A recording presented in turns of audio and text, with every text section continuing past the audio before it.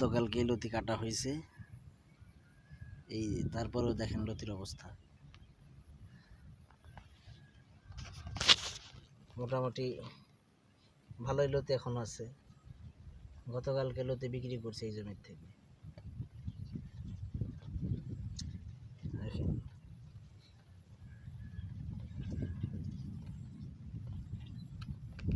গতকালকে বিক্রি করছি, তারপরেও মোটামুটি ভালো লতি আছে। কালকে 50 কেজি লতি উত্তোলন করা হয়েছে এই জমির থেকে।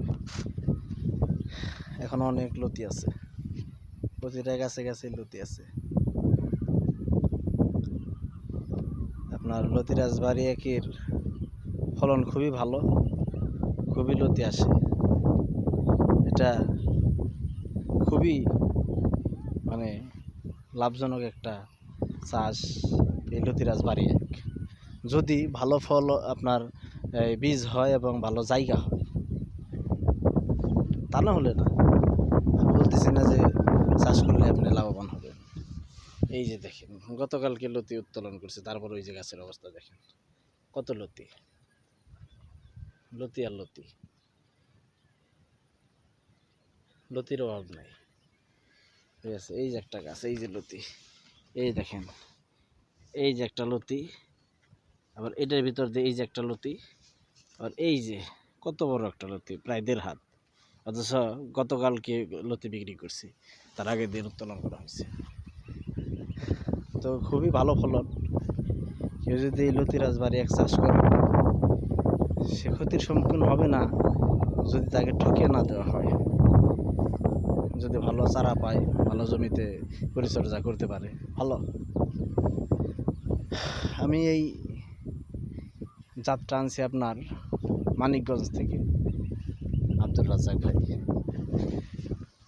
ওনারা এই চাষাবাদ করে এবং ডিলারশিপের মতো ওনারা অন্য কাছ থেকেও লতি আপনার চারা এনে বিক্রি করে। তো ওনাদের কাছ থেকে চারা আনার কারণে আমি ধরা খেয়ে গেছি। এই যে লতিরাজ বাড়ি একের জমি, ওনারা আমাকে ধরা খাওয়াই দিছে। কারণ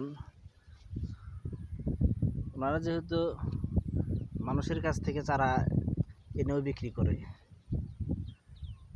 সেই জন্য ভালো মন্দ যা চাই বাছাই কিছুই করে না, শুধু দিয়ে দেয়। এটা হচ্ছে আমার বাড়ির লতিরাজ একের জমি। আর এই যে এটা, এই যে যতগুলো আপনার বড় বড় গাছ দেখেন, এখানে দেখেন এই যে এই পাশের এগুলো হচ্ছে ছোটো জাত লতিরাজ বাড়ি এক।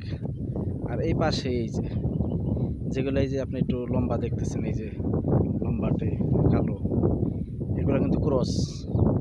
আমাকে 1000 ক্রস চারা ধরাই দিছে। আর লতিরাজ বাড়ি একের চারা আছে 2000-এর মতো। তো এই 1000 চারার কারণে আমি পুরাই লসে পড়ে গেছি। যদি 1000 এই ক্রস চারা না ধরাই দিত, তাহলে এতদিন আমার মোটামুটি ভালো একটা বেনিফিট পাইতাম। কিন্তু তারা তা করে নাই। তারা শুধু অল্প কিছু টাকার জন্য, কয় টাকা, মাত্র 2 টাকা পিস চারা, এই 2 টাকা পিসের চারার জন্য আমার মতো একজন কৃষককে ঠকাই দিয়েছে। এই যে এগুলা লতিরাজ বাড়ি এক, এগুলা ঠিক আছে, ঠিক আছে, এগুলার ফলন অনেক ভালো। এই যে দেখেন এই যে একটা লতি কাটার যোগ্য, প্রায় 1 হাতের উপরে। এই যে একটা লতি, এটাও 1 হাতের উপরে। এই যে একটা গাছ থেকে এই 2টা কাটার যোগ্য। আবার এই যে একটা বের হচ্ছে, ঠিক আছে। প্রতিটা গাছে একই অবস্থা, ঠিক আছে, প্রতিটা গাছেই লতি একই রকম। তো এটার ফলন অনেক ভালো। তো যাই হোক, ভিডিও বেশি বড় করব না। আপনারা অনেকেই ব্যাড কমেন্টস করেন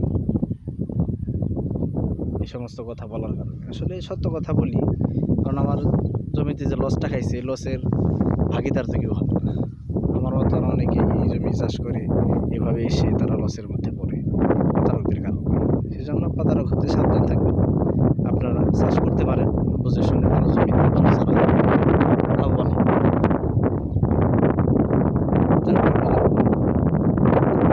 কিন্তু হওয়ার